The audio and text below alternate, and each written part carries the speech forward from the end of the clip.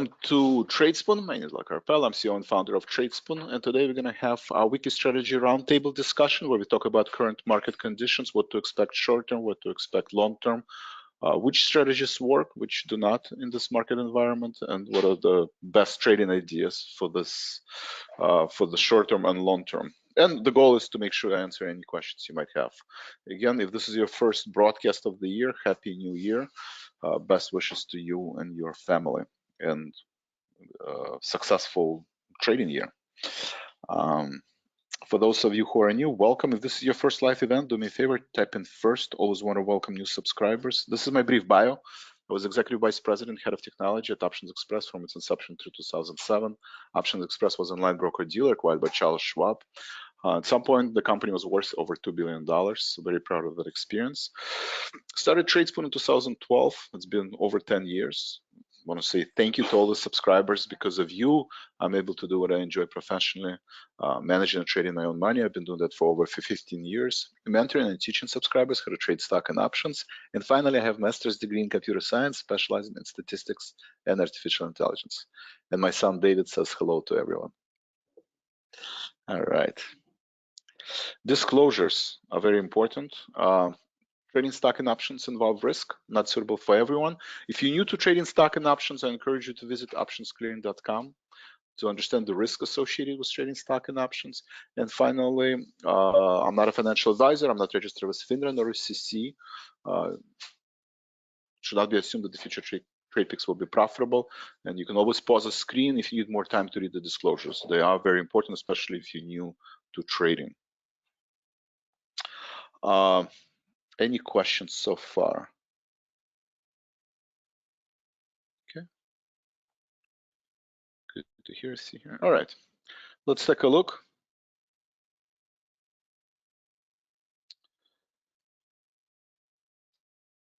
So for market, so main events today, you can see sharp pullback and yield, right? Initially, we had unemployment number. There were not a lot of action.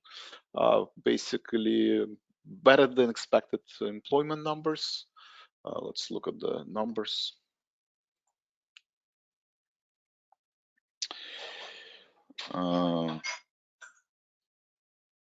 Today's Friday, right? So unemployment rate dropped, right? 3.5%. Average hourly earnings also dropped, right? So initially the idea was that unemployment is still low and there's still wage pressures. However, average hourly rate has dropped. So initially market was confused on this news and we're just going up and down. Then the ISM services came back, right? Because we know that the products are already, the inflationary pressures are subsiding, but services was still pretty high. And we had a pretty, probably, I think the worst print since 2008, right? Since the financial crisis, the worst print, not taking into consideration the COVID, right? COVID was just kind of exogenous shock for a couple months. So, but COVID aside, this is the worst print. And you have similar data coming from this morning from the Eurozone, right? That CPI in Eurozone, in France, Switzerland, and in general Eurozone, the CPI is subsiding, right? Negative slope, and that inflation is under, it's fallen, right? The inflation is falling, manufacturing is falling, services falling, products are falling. So you can see that the economy is kind of contracting. So the idea is why the interest rates are down, because the expectation that the Fed doesn't have to stay aggressive. Yes, they might raise. Now the conversation is, instead of 50 basis points interest rates rise, maybe it's only 25 basis points, right? And maybe in March, it's also 25 basis points. So initial reaction is that the rates are down. And again, I would watch them, if you follow my commentary, 3.5%, right? We had a sharp pullback, 3.5% to 3.5%. We had a pretty big rally, and now we are basically on the way to retest 3.5%. So inflation is not under control, but subsiding, right? Subsiding. The inflationary pressures are getting weaker and weaker. Then dollar. Dollar was a story of, at least in the beginning of the year, we did break, dollar did break through the 105 level, right? We're talking about that 105 level is a line in the sand. We briefly traded right before the ISM manufacturing data. We traded above 105, continued to trade 105, and then sharp pullback after the manufacturing data with the idea of the contraction. So the question becomes, well, if inflationary numbers are dropping and wage pressures are dropping, still healthy, employment rate, what are the probability of soft landing, right? And today, probability of soft landing has significantly increased, right? QQQ is up, semiconductors are up, spiders are up. So again, the rhetoric of soft landing. So the question becomes, how will Fed react to this data? Will they pause?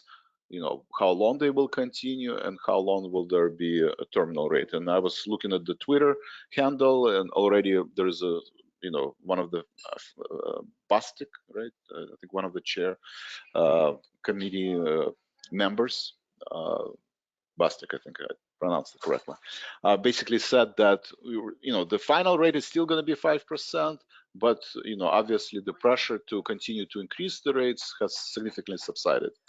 So the idea of Fed pausing is on the table again, and maybe they can pause as early as March potentially, or May. But then how long will they hold the 5% interest rate? And the longer, and that's very restrictive financial environment, right? 5% when we were at 0.5%, 6 months ago, going from 0.5% interest rate to 5%, that's a pretty big jump. Very restrictive financial environment, right? First year, I think in the past 30 years where there was actually less money available in the system, right? Money supply has decreased. And the idea, the longer the the longer the elevated interest rate environment and restrictive environment, the harder will be for the companies to refinance the debt, and margin contraction, bankruptcy rates are going to start increasing. We've seen Bed Bath & Beyond potentially filing for bankruptcy overnight. Tesla is, I don't know how they're able to do it, but they are, they're dropping the prices in China where it's 40% less than the price of Tesla cars in the United States, which is, I assume they are selling it at a loss, right? Because the margins, I can imagine that the margins are 40% on US Tesla cars, maybe they are, but I assume they're selling at the loss, and you can see kind of a precipitous drop in Tesla. So how do you make sense out of, good day, Faye? How do you make sense out of all this data? What are the, where are we heading now? Better numbers and goes up. Well, I don't know if it's better. I think it's the worst number, and that's why market is up. Market is up because the manufacturing data, services data, PMI, services PMI, ISM PMI is in contraction, right? So that's not good, right? That's signs of recession.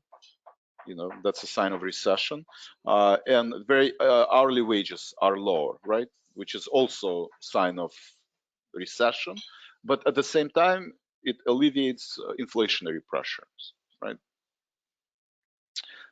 So where can the market go from this point? Again, I think it depends. If you were on a strategy roundtable yesterday on Yellow Tunnel, I'm just going to repeat this discussion because most of you were not there. So let's take a look.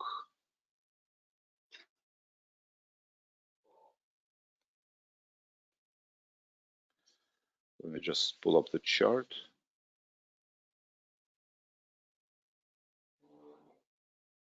One week. I think we have a issue with the chart. Let's see, or is it my connection? Give me 1 second. Bar chart futures.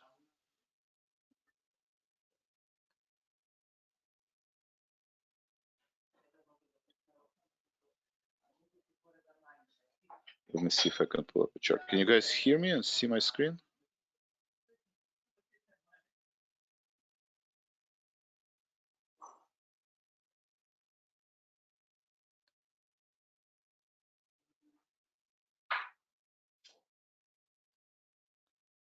Maybe it's just trading view is slow.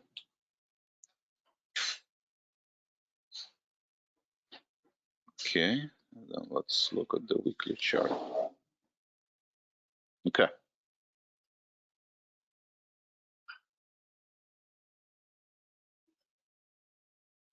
Right, so I'm looking at the weekly chart, right? I'm looking at the pandemic low to pandemic high. Each candlestick is 1 week worth of data. And we're sitting right at the 62% retracement, 380 level, right? Very important level for the market. We've been at this level. We did break through this level multiple times, but nonetheless, bulls and bears have been fighting for this level for the past 5 weeks. So next week will be an important week, right? We have CPI data, core CPI and CPI data on Thursday. And then Friday, we have consumer sentiment and earnings from JP Morgan and major banks and TSM semiconductors. So very important week. Will probably, end of next week or the following week, market is going to finally break out of this range, right? It's been trading for 5 weeks at the same time, right? So I'm going to show it to my son David. He wants to see it, right? So each candlestick is 1 week worth of data, and the price is flat, right? It's staying at the same level. So there are only 2 possible ways the market can go, right? If let's say CPI data is better than expected, right? Which based on Eurozone, you can assume, the inflation in Europe is different than inflation in the United States. Europe, main driving forces are energy crisis, right? It's the gas, it's the oil. In the United States, these pressures have already subsided, and mostly it's the wages and rent prices and housing prices are still inflationary pressure. But assuming that they are going in the same direction and CPI is subsiding, one scenario is that we basically retesting the highs, right? And then the question becomes, let me just clear this, right? The question becomes, will we hold this 52-week low, right? Because then we have Fed in February speak, right? And give us a guidance in terms of, at what point they will pivot. Based on the meeting notes from yesterday, or day before yesterday, every Fed committee member voted not to lower interest rate this year, right? So if that's the case and prolong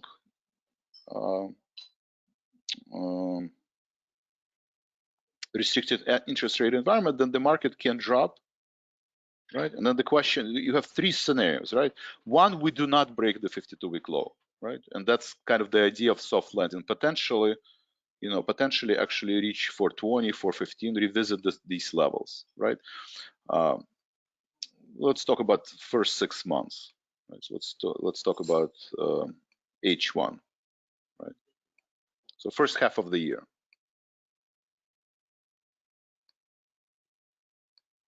We're going into June, July. So we ended somewhere here, right? That's one scenario, right? Scenario number 1.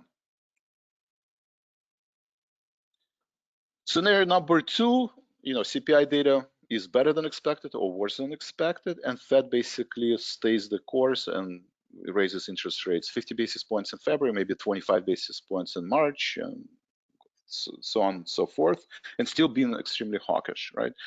And then the market will break the 52-week low. So first, let's talk about scenario 1. How many of you think that we will have scenario number 1? Basically, that the 52-week low will hold, right? And even today, the analysts from JP Morgan came out, from BlackRock Group, and basically said, you know what? We are this is the bottom, right? This is the bottom, right? This is the bottom. And marginally maybe we'll break it, but for the most part, this is the bottom for this year, and we are heading higher eventually.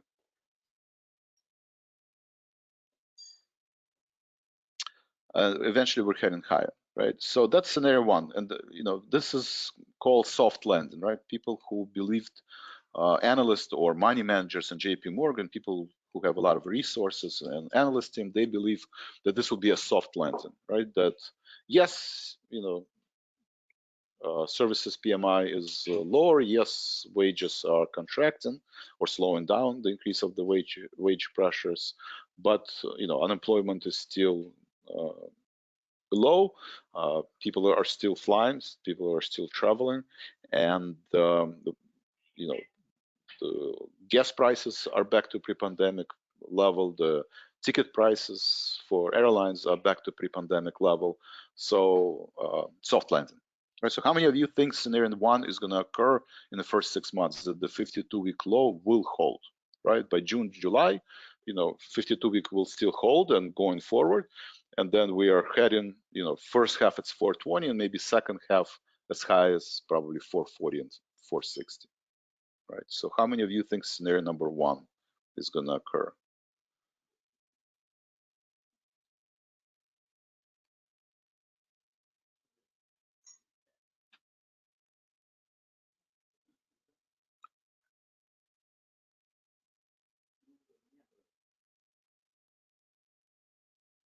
Okay, so you can hear. Okay, perfect.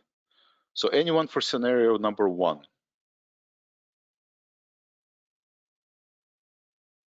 Don, Faye, Joseph, Andre, David, Genevieve, Albert, Joseph, Randall, Rihanna, Sean, Steve, TJ, Vitus, Walt, and the remaining. Anybody for 1? Okay, so no, Joseph, no. So nobody thinks that the 52-week low will hold, and that we are heading higher from this point and breaking this uptrend, downtrend. Okay, so very few people believe scenario number 1, and that is actually, I would say, an unusual reaction, right? If you at least look at the Bloomberg and CBSE, at least based on what I've read and seen, half of the people actually think we will hold the 52-week low, right? Half of the people do think we're going to have 52-week low because of the soft landing and reasons I outlined. Okay. Nobody wants to do 1. Okay. So scenario number 2, we will break the lows, right? The 350, right? Maybe yes, after the CPI data, will rebound back and break out of this range. That is possible. And then Fed speaks, right? Fed remains hawkish, right? And then we are basically breaking, it could be in April, maybe it's in, February or March, but we are breaking through the 52-week low, right? So that's scenario number 2, right? Scenario number 2, we break to this level. Some people target 320, some people target 280. At this point, I don't think it's relevant. As long as you believe that the market is going to break to the 52-week low, it's just a matter of data, right? CPI data, inflationary data, what Fed will say, how much Tesla is going to lower their revenue guidance, Apple, how long, Deere, JP Morgan, how much they're going to lower the guidance. That will determine, how far we're going to fall. But the most important question, will it or will not hold? So that's scenario number 2, right? And it could go as low as 320, let's say. I think that's probably the core scenario most people think, right? And then we have volatile summer, maybe range-bound summer, right? And September, October could be even worse. But then we do have a strong rally starting in October, right? And the market rebounds, right? And the reason for strong rally is that interest rate will drop substantially, right? Fed will pause and we'll see that inflation data is dropping.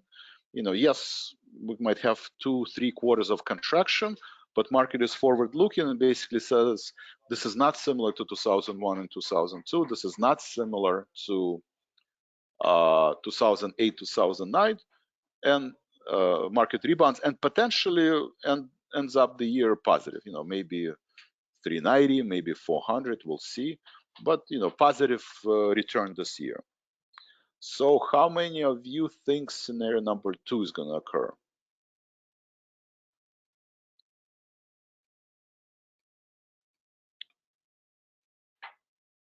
And again, potential drawdowns could be 40 to 50% because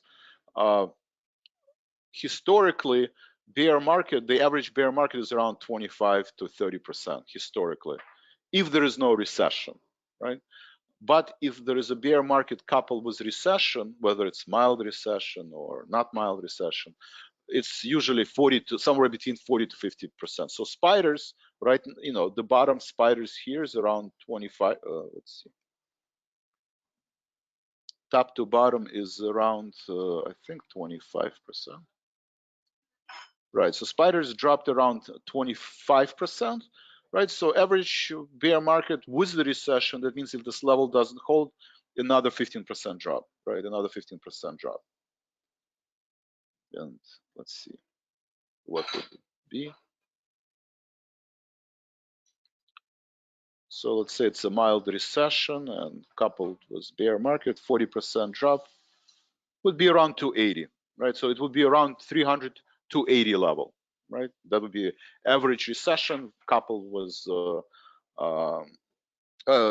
bear market coupled with the recession. So we are around 280, 300 level, right? Which is significant. It's another 100 points from the 20, 30% drop from these levels. All right, most of you said two. Joseph, Fade, Trader 2. Yes. Everybody said number 2. Okay. Everybody said number 2. All right. Good. Thank you for participating. So, and the third scenario, right? The third scenario is that Fed will pivot, right? Fed will actually pivot. I mean, CPI data is falling across European Union and United States. Oh, yeah. Falling across European Union, and Fed is data driven. Now we have 3-4 data points where CPI data falls over and over lower, and we test 348, right? We're talking about H1, right? And then we rebound back to potentially higher level in the summer, but then we do break. Inflation does come back, right? The fear is that if the Fed becomes dovish and pivots, right, that means that inflation has a high probability to come back, that they haven't done enough, still low unemployment, people still traveling, people still renting, in Florida, rents is doubled, right? People that were paid $2,000 to rent an apartment now pay $4,000 to rent an apartment, right? And these wage pressures and these rent prices do not continue to deteriorate, and then the market does break 52-week low, but not in January, February, March, or June. It will do it September, October, November, right? September, October, November, and then inflation comes back, and then the consensus is that then we have a severe recession, right? And then the drop is not 300 to 280, the drop is 280, I don't know, 220, right? It's 220. So that's scenario number 3, which is also possible, right? It's all kind of in the hands of JP, right, and his committee. They might pivot, right? I mean, if the data supports that inflation is dropping precipitously across the world, or there is a Russia-Ukraine war, right? Russia-Ukraine war, they declare ceasefire, right? Right now, Russia unilaterally declared ceasefire for the 36 hours. A month from now, they might declare ceasefire for the next 6 months, right? Then same reaction, market will rally, and then potentially will continue to sell off. So how many of you think scenario 3 is going to occur? Either Russia-Ukraine will declare ceasefire, market rally, or JP is going to say, you know what, we're pausing, and half of the committee members think that we will actually decrease the interest rates before the end of the year, right? Change the rhetoric. Before they said nobody wants to pivot, and now half of the committee members wants to pivot and start lowering interest rates. So scenario number 3. How many of you think scenario number 3 can occur? Nobody? Everybody's scenario number 2. Wow, you guys must be on my webinars, or we just think alike. That's also possible. How many of you have seen live trading room or been participating in live trading room? lately? Nobody for 3? Number 3 is too negative. JP will not let inflation get out of control. Thank you, trader. Yes, in live trading. Okay, so nobody took 1, nobody took 2. I assume we either think alike on the same wavelength, right? They say if you're married to your partner for 20 years, you guys basically think on the same wavelength. That could be an idea. Nobody took 3. Okay, so personally, yes, I also in the camp of 2. Right, so my answer is 2. And if you follow my trades, you follow live trading room or some of the signals, you will see that I'm bearish on the market. I do expect to break most likely February, March, potentially maybe March, April, or June, May, June. I mean, it's either by the end of the first quarter or by the end of the second quarter. So that's my core scenario, and that's scenario number 2. It could be, it could be the first quarter, it could be the second. A lot of it will depend on the earnings season, right? Next Friday when JP Morgan comes out and says, you know what, default rates are increasing, credit cards, balances are increasing, and consumer, there's signs of weakness, and trading, volume is down, and they're not making as much money in trading. Whatever, and then you have, semiconductors, same rhetoric. You have Deere, Apple, Microsoft, and then all of a sudden this level doesn't hold, right? So it's either going to happen when first quarter earnings will show contraction, right, and potentially either lower single digit growth or negative growth, right? Then it will be the drop in, by end of Q1. If the earnings are actually better than expected and there is still resilience in the balance sheet and cash flow of S&P 500 companies, then I think it's going to happen, the following quarter, which would be start of April, right? So then before summer starts, everybody's going to, sell in May and go away kind of mentality. So I do think scenario number 2 is most likely.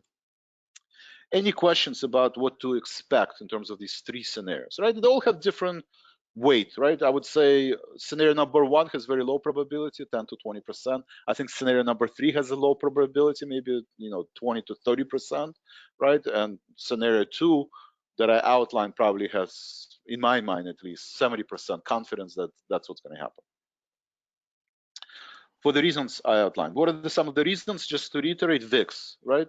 Market is very prone for VIX is back to 20, right? 21. Very low VIX. That means nobody's hedging, and any negative news in the market, and market can sell off precipitously, right? And you can see the reaction of Microsoft, right, this week. Microsoft basically didn't even say anything. There was just a downgrade. There was a downgrade, and you have a vertical move down, right? Not a big deal in any other environment. Just because somebody lowered their targets, right? Just because JP Morgan analysts lower their target doesn't mean it has to drop 5 or 6% in 2 days. Same thing with Tesla. Well, Tesla actually said that they're lowering their prices, and they have issues with demand in China and potentially carrying to the United States. So that's kind of makes sense. But you can see that any negative news right now, it's just individual names like Bed Bath and Beyond, Tesla, Apple, Microsoft. But so that's in technology names, right? Or electric vehicle cars. But then how did actually NIO react? It's interesting. Could be up. Chinese stock makers are also down. Okay, so but that can carry now into value stocks, right? Because the idea, one of the theories, right, that's probably scenario number 4 that I didn't outline, but scenario number 4 that yes, QQQ and technology are going to precipitously sell off, but the value stocks like JP Morgan's of the world, and Deere of the world, right, industrials, financials, consumer staples, utilities are going to just continue breaking out to the upside, right? You can see Deere is almost at 52-week high, right? So that's scenario number 4, right? Scenario number 4 that yes, there's scenario number 2, but it's only in technology, high beta stocks. The rest of the market, your energy names, your industrials, financials, transportations continue going higher, right? So that's scenario number 4. So I don't think that's possible. So my reasons are VIX, right? My reasons are VIX is very low. Dollar today did drop, right? But it was very high. It did break above 105 level. And ISM it pulled back because you have this precipitous drop in the 10-year yield, right? We're back to almost 350. But I still think that dollar is going to go strong because at some point, the question is, are interest rates dropping because we're going to have a recession, or are interest rates dropping because Fed is going to pivot, right? So if you don't think Fed is going to pivot, that means interest rates are dropping because of the recession, right? And if there's a recession, people are going to keep buying bonds, right? TLT, LQD are my two best ideas for this year. Probably either corporate bonds that pays you high dividend. I think the default rate in S&P 500 companies will be low. They are paying, some of the Vanguard corporate AB corporate bonds pay you close to 4%, right? Plus price appreciation. So that is the most well advertised idea, and I actually subscribe to that idea, is that people are going to move to bonds, whether it's corporate bonds or treasury bonds or municipal bonds. This is where, and you can see it in today's price action, right? LQD is up 1.5, almost 1.3%, and treasury up, TLT is up 1.5%, right? So you have these massive moves in bond market, and those are probably the best ideas I have for this year.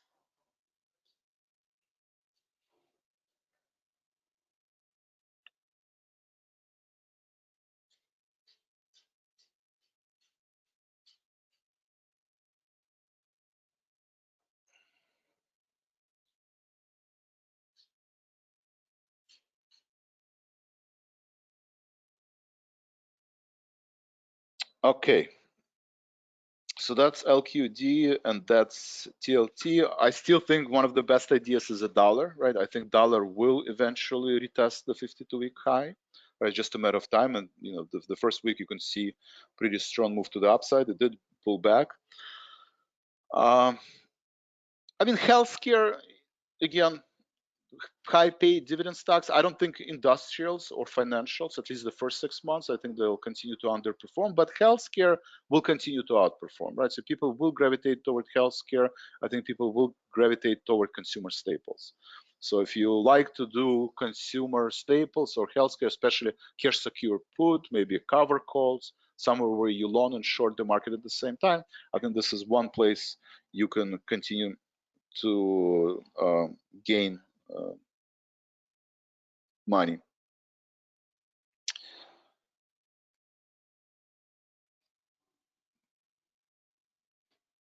Groupthink, yes, groupthink and herd effect, right, is definitely one of the things we need to concern, right? This recession, this scenario number 2 is so well advertised that you ask everybody and they have the same opinion. And that is a contrarian signal, right? Because when the market sentiment, when the retail sentiment or money manager sentiment is so low, right, that it's a contrarian signal, market will do the opposite. That is a concern. I have that concern. But on the other hand, most people are still think we're going to have a soft landing, right? And we're going to hold the 52-week low, at least half of the people, right? So people do think that, yes, we're going to make some lows, maybe marginal lows, but market will it will be a soft landing or very mild recession. So I think majority of the people are still underestimating how much contraction will be in S&P 500 earnings and revenue, and how long will a Fed will stay hawkish, and B, whether inflation will or will not come back. Most people don't think that Fed is going to do a great job and inflation just going to magically disappear. There are more and more reports of that. Michael Barry, right? Very famous Big Short movie, who made a lot of money on 2008 crisis, predicting 2008 crisis. It was the same kind of scenario. He almost went bankrupt in his hedge fund, like if you watch the movie, because it's one thing to call to short the market, it's the other thing to time the market, right? So he was way off on the timing, where his hedge fund almost collapsed because he was wrong on timing. So he came out and said the same thing. He didn't say the time, but he did say inflation will come back no matter what the Fed will do, right? It'll be similar to 70s and 80s, where yes, they can stay hawkish for a very long time. Yes, inflation will drop. CPI might drop to 2 to 3%, but guess what? It might come back again. Maybe it's not going to be 9%, but it'll come back to 5 to 7%, right? So if that's the case, then market is not factoring any of these unknowns. Now, these unknowns have very high probability of happening. Is there a scenario dependent on earnings? Genevieve, yes. So the scenario 2 and 3, if the Q1 earnings are still strong and Fed at least pauses, right? I think combination of Fed pausing and become more dovish and strong earnings in Q1 will postpone this event of breaking 52-week low. It might be in Q2, or as I outlined, maybe it'll be in Q3, but it's just going to delay the inevitable, right? It will delay delay the fact that 52-week low will not hold. You can already kind of see it in technology stocks, right? In the world, in Apple, right? Apple already broke to the 52-week low. Tesla 52-week low, Microsoft approaching 52-week low, and QQQ is trading at the 52-week low right now as we speak. So if QQQ is trading at the 52-week low as we speak, right? It's up almost 2% today, but it's retesting 52-week low. It's just a matter of time. Okay, it's not Q1, then it's Q2. If it's not Q2, then it's Q3, right? So earnings will dictate that. There are two things that will dictate that: earnings and JP. And JP more than the earnings, right? Because we've seen that JP Morgan didn't announce great earnings, but the market stock still rallied 20%, right? Still 20, because it just wasn't as bad as everybody anticipated.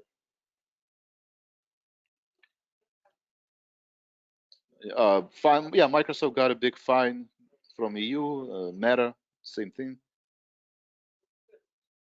Early lows. Oil right now almost at 52-week low. Oil, yes, I also have a controversial, not a popular opinion. I've been saying that I've been bearish oil. Oil continues to drop. Again, if you believe in scenario 2 or 3, oil is going to continue to drop.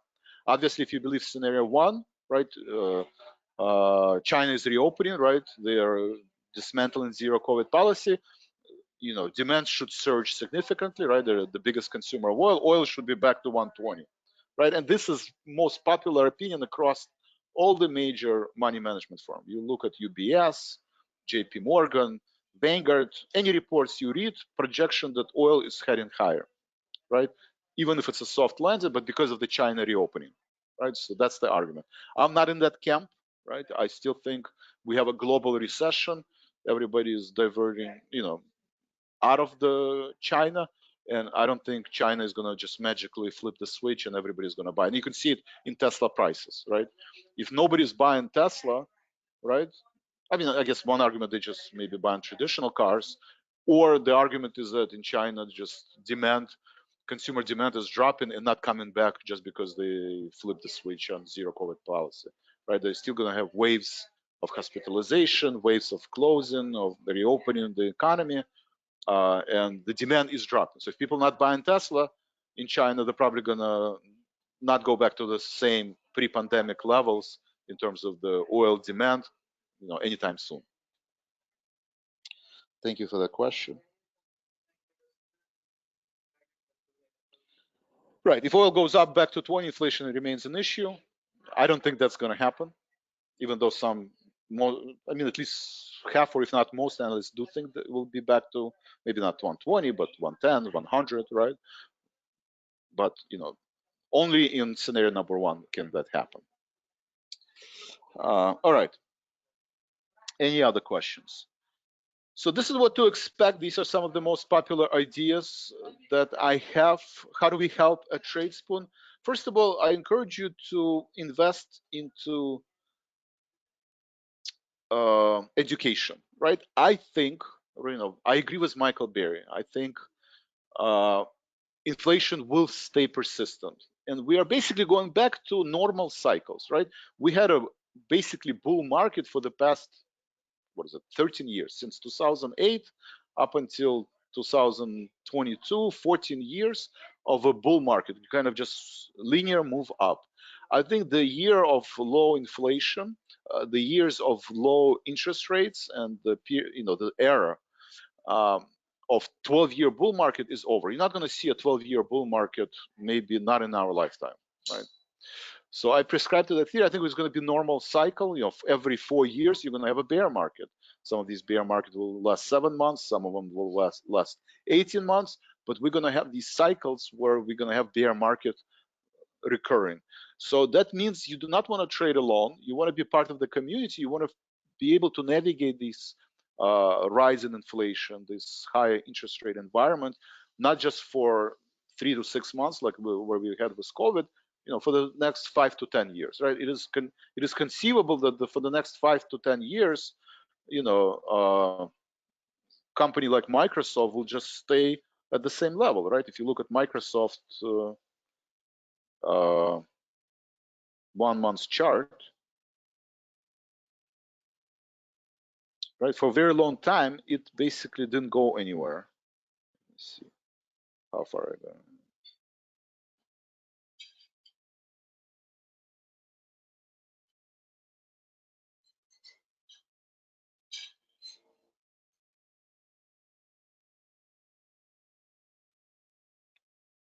It's something like 2007, 2008, right? I mean, it goes up to 10, 20%, 1 or 100%, up, down. But for many, many years, it's just not going anywhere. So I think it is the regime changes. I think high beta technology stocks, will have a similar price pattern to Microsoft, right? Where they just go up, down, right? Maybe slightly higher, positive slope, negative slope, but irrelevant. You have to try to time these moves, right? So I encourage you to become part of Tradespoon community. We have a lot of members that traded through financial crisis. They traded through the internet bubble. They have experience dealing. They have a lot of institutional research available to them, right? And they can give you a balanced opinion, right? And you can see if you follow me, sometimes I'm bullish, sometimes I'm bearish, but I'm going to give you my opinion, and you want to be part of that community. So I hope you can join me on YouTube. Every Wednesday we have a morning bell and closing bell. So if you click on subscribe button, you can participate live. Ask questions. If you don't have time, I know a lot of you have full-time job, part-time jobs, or commitments. There's always a recording. If any of these videos are helpful to you, I would ask you a huge favor to take whatever the video you think is useful and makes your trading experience more productive. Just click on the link and share on a social media, Instagram, Facebook groups, Wall Street Mavens forum. If you're part of any group, please share these videos. Maybe put some commentaries, maybe put some reviews. That would be of great help for us. So that's one benefit, right? No financial commitment. The other one, again, I think it's a decade, not just a year, but a decade of active investment. For the past 15 years, passive investors were outperforming active investment. Hedge funds were, for every hedge fund that was open, the same number of hedge funds were closed, right? Because you didn't have to generate alpha. You could just buy spiders and rebalance your portfolio every quarter, and you would make money, consistently make money. I think the next 10 years is going to be the era of hedge funds, right? It'll be the opposite. Active investors, active trader will outperform passive investors. So you want to see what other professional traders do, right? Just to watch CNBC and somebody says buy Tesla, it's not enough. You might buy Tesla and it might go up by 100%, but then 2 months later it'll go down by 100%. So you want to be part of the community. We do offer Elite Circle subscription. So I encourage you to consider one of these paid subscription under Vlad's portfolio, because they give you access to my portfolio. You can see my orders, right? You can see my positions. Every time I trade, you can see exactly what I'm doing, right? Okay, I sold 119 put on XLK. I'm trying to close NOC position. So you have access to all my orders. You have access to all my positions. You can enter your phone if you have full-time or part-time commitment and you can't be in the live trading room. Then you enter SMS, you enter your phone, and then you get your messages. Every time I trade, you get a message. So I can encourage you to consider Elite Circle, Closing Bell, Morning Bell. What else do we have? We have tools. One of the main tool that I'm using. Yeah, what's up there? Earbuds. Okay. Is Stock Forecast Toolbox. It's a pretty good model that basically tells you where there is overhead resistance or support, right? Market model predicted support to be 378, overhead resistance 385 before the unemployment number, before the ISM numbers. And magically the stock market actually reached both levels. When it reached 378, it bounced back. When it reached 385, we'll see, but I still think it's going to bounce back. Spiders is at 385 now. Yeah, Spiders is up at 385. So it does work well, especially if volatility does a job, right? Volatility stays the same. It's doing a good job to tell you exactly what to expect, and the predictions are done the day before, right?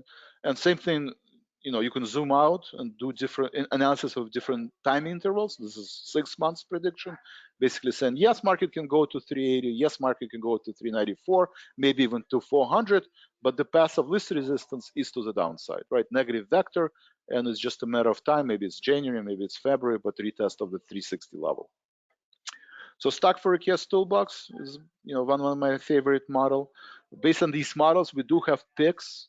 So active trader, every day we basically give you bullish ideas with specific entry and exit points, right? So you have Merck, Hartford Financial, Win Resort, and every day you get either short-term trade ideas or longer-term, weekly and monthly trader. So those are some of the services that we provide at Tradespoon that you can take advantage. If you're new to trading, I would encourage you to participate in live portfolios, or if you're experienced trader.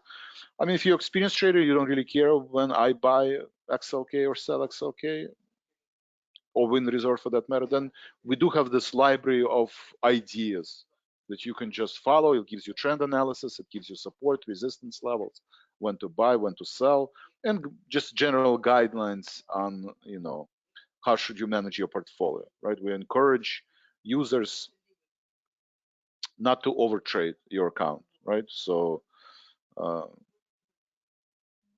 not to have more than 4 active positions at 2.5% of account value per risk. So some of the guidelines, again, just to recap, if you set scenario 1, I would encourage you to have at least 30% of your portfolio in cash. If you set scenario 2, 3, I would encourage you to have 50% of your portfolio in cash. No more than 4 positions on average, 2.5% of account value per at risk, right? Let's say I'm bearish, right? This is important calculation. Let's say I'm bearish and I think market will, not gonna get out of this range, or at least 390, right? 390 has been overhead resistance for almost 2 months now, right? Since the beginning of December or end of November, right? So market was not able to, first of all, it was a support and now it's overhead resistance. So let's assume I'm bearish, right? And I want to sell, right? So that's my stop loss, right? My stop loss is, this line, right? So if I'm short, if the market goes above 392, then most likely either the CPI is better than expected or the Fed indicated that we're going to pivot. So I would have to exit my position, right? If you're a short-term trader, let's say your time horizon, couple of weeks, maybe a couple of months.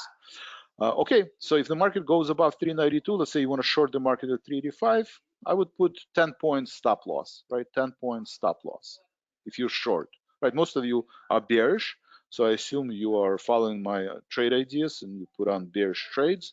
So 10 points, right? So if you have 10 points to the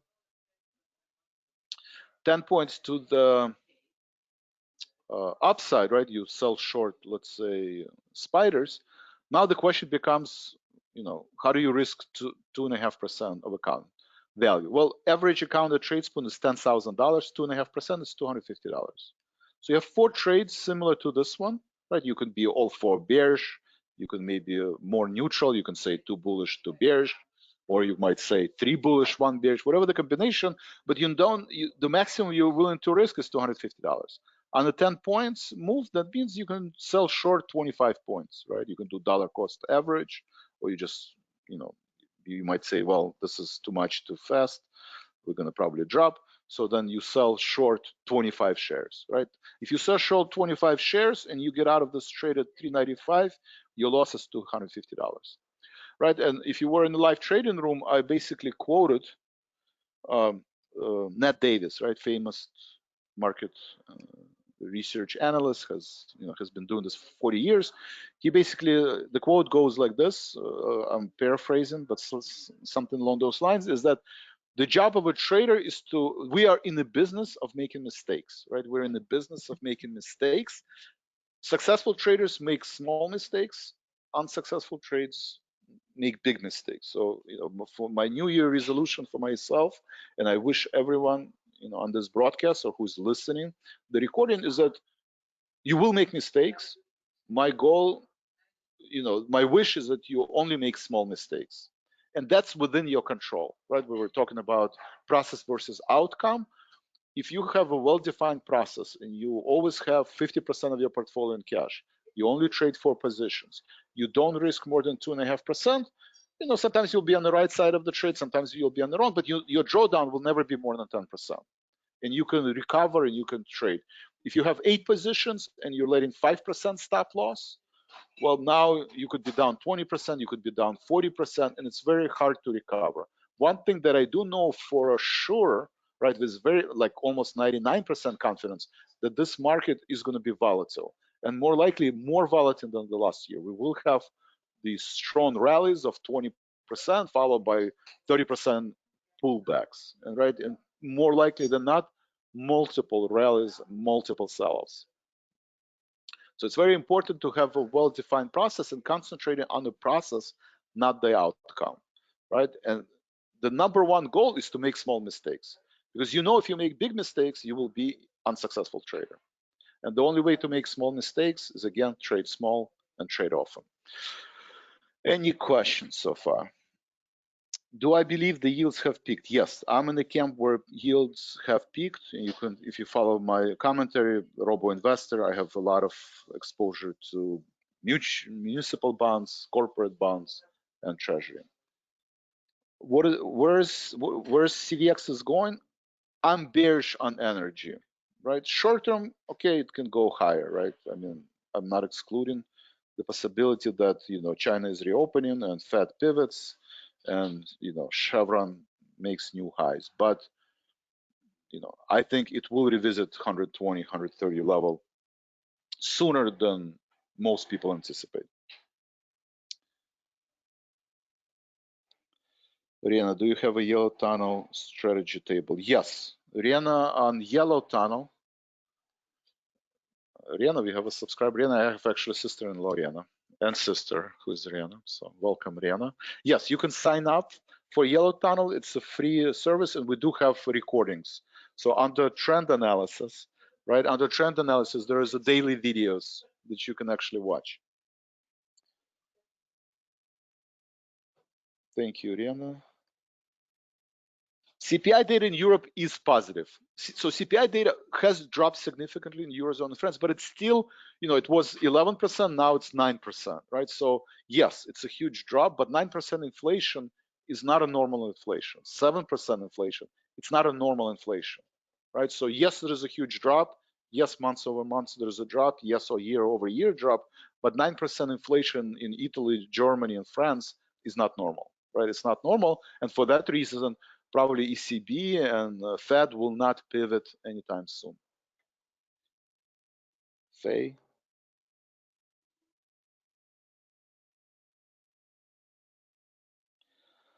Faye, inside trading, block trading, I don't do anything, right? Mostly trades that I do, you see them in Elite Circle. I do a lot of spreads, right? I like to be short and long the market, right? We all said 2, but we might break 52-week low, in February. We might break it in March. We might break it in June. I don't know, right? Nobody knows, right? That's one thing I also know with 99% confidence, that you can speculate, you can have an opinion, right? You can invest based on opinion, but nobody knows with 100% certainty. Is it January, February, or March, right? I think it's going to happen February. Usually what happens, it's 2-3 months later, right? Just like with Treasury. Esther said, start buying Treasury in September. I was wrong, but okay, that was couple months earlier. So it's the same thing. It's very hard to time the market.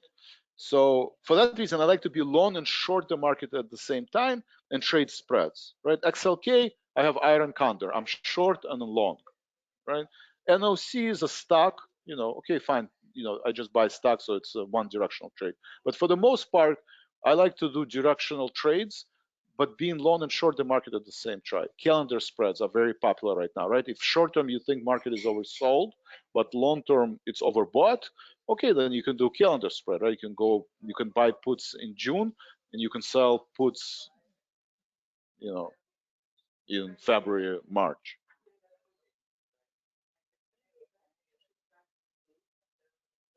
Yes, Genevieve Elite Circle is available month by month. You can click on pricing. We do have, if you see the pricing, we do have either monthly or annual packages, right? So you can either do monthly or annual. All right, any other questions? All right, you guys been awesome. Thank you very much. Again, Happy New Year, happy, healthy New Year. Hopefully this year will be a much better year than last. And again, my wish is just always make it your motto, like make it your, write it, keep a journal, write down in a journal, I will only make small mistakes this year. I will go extra mile to ensure that I don't make big mistakes. And if you participate in live trading room, if you participate on YouTube, I will tell you what that exactly means and what you need to do on daily basis to make sure that yes, you will make mistakes. You're not going to make money on every single trade, but if you make small mistakes, you will be profitable, you will be successful. If you're going to have a series of large mistakes, even if these large mistakes happen only once a year or once a quarter, it's going to be very hard to recover from them. All right, thank you very much. Have a great day. And some of you I see at the closing bell, some of you I will see next week. Thank you. Joseph, thank you. Don, thank you. Kevin, thank you. The January effect launched today on bullish economy this month, but it's long winter. Agreed. Faye, thank you. All right, Kevin, Faye, Don, thank you. Everybody, thank you very much and have a great day.